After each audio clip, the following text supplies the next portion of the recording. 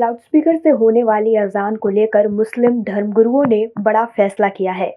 फैसले के अनुसार अब सुबह की अजान बिना लाउडस्पीकर से दी जाएगी। मुंबई की मशहूर सुन्नी बड़ी मस्जिद मदनपुरा और मिनारा मस्जिद में सुबह की अजान की गई, जो कि बिना लाउडस्पीकर के हुई। दरअसल बुधवार देर रात साउथ मुंबई के करीब 26 मस्जिदों के धर्मगुरुओं ने बैठकर फैसला किया कि अब सुबह की अजान बिना लाउडस्पीकर से दी जाएगी। सुप्रीम कोर्ट के आदेशों का पालन किया जाएगा। गौरतलब है कि मस्जिदों में लगे लाउडस्पीकर को लेकर महाराष्ट्र में लंबे समय से विवाद चल रहा है और पुलिस ने सीआरपीसी 149 के तहत मनसे प्रमुख राज ठाकरे को नोटिस जारी किया है। संज्ञेय अपराधों को रोकने के लिए सीआरपीसी की धारा 149 के तहत नोटिस जारी किए जाते हैं। संज्ञेय अपराध वे होते हैं जिनमें पुलिस बिना वारंट के किसी को भी गिरफ्तार कर सकती है। हैदराबाद के सरूर नगर तहसीलदार कार्यालय में बुधवार 4 मई को एक बाइक सवार ने एक व्यक्ति की चाकू मारकर हत्या कर दी। पुलिस ने पुष्टि की है कि कुछ संदिग्धों को हिरासत में लिया गया है और वे सभी लड़की के परिवार के हैं। नागराज की सरूर नगर तहसीलदार कार्यालय में बुधवार रात करीब 9 बजे बाइक पर सवार अज्ञात व्यक्ति ने चाकू मारकर हत्या कर दी। हमलावर मौके से फरार हो गया।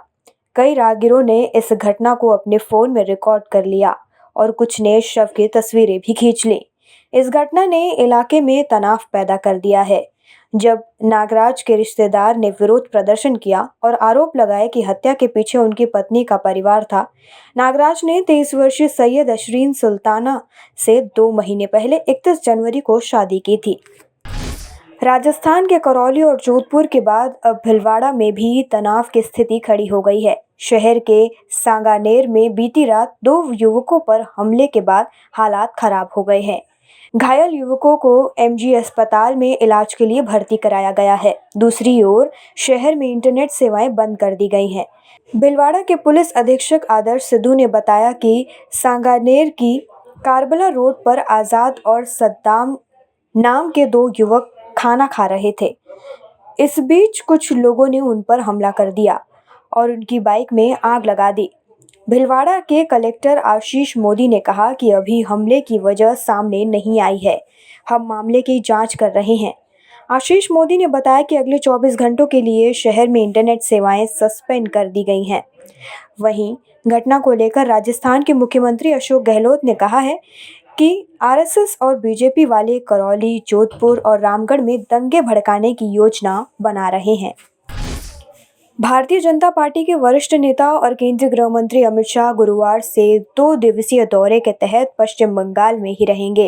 रिपोर्ट के मुताबिक पिछले साल पश्चिम बंगाल में हुए विधानसभा चुनाव के बाद शाह पहली बार राज्य का दौरा कर रहे हैं।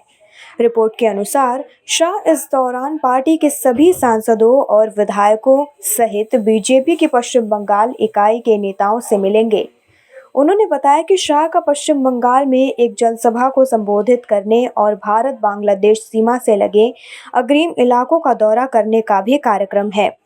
रिपोर्ट के मुताबिक गृह मंत्री अमित शाह बृहस्पतिवार की सुबह हिंगलगंज में सीमा सुरक्षा बल की तैरती सीमा चौकी का उद्घाटन करेंगे और हिरदासपुर में मंत्री संग्रहालय की आधारशिला रखेंगे। इसके बाद शाम को केंद्रीय मंत्री सिलीगुड़ी में एक जनसभा को संबोधित करेंगे। महाराष्ट्र में विपक्ष और सरकार के बीच बयानबाजी का दौर जारी है। अब पूर्व मुख्यमंत्री देवेंद्र फडणवीस ने राज्य सरकार में मंत्री आदित्य ठाकरे को मर्सिडीज बेबी बताया है। उन्होंने कहा कि ठाकरे ने कभी भी संघर्ष नहीं किया।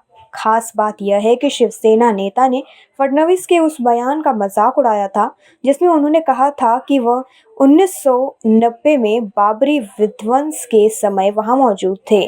ठाकरे ने कथित तौर पर कहा था, फिर तो फडणवीस ने 1857 के विद्रोह में भी भाग लिया होगा। फडणवीस ने यहाँ पत्रकारों से कहा, मुंह में सोने का चम्मच लेकर पैदा हुए इन मर्सिडीज बेबी को कभी कोई संघर्ष नहीं करना पड़ा और न ही उन्होंने कोई संघर्ष देखा, इसलिए वे निश्चित रूप से कार सेवकों के संघर्ष का मजाक उड़ा सकते हैं। हमारे जैसे लाखों कार सेवकों को गर्व है कि जब बाबरी ढांचे को गिराया गया था तब हम वहां थे। मैं व्यक्तिगत रूप से वहां था और उस समय एक नगर सेवक यानी पार्षद था।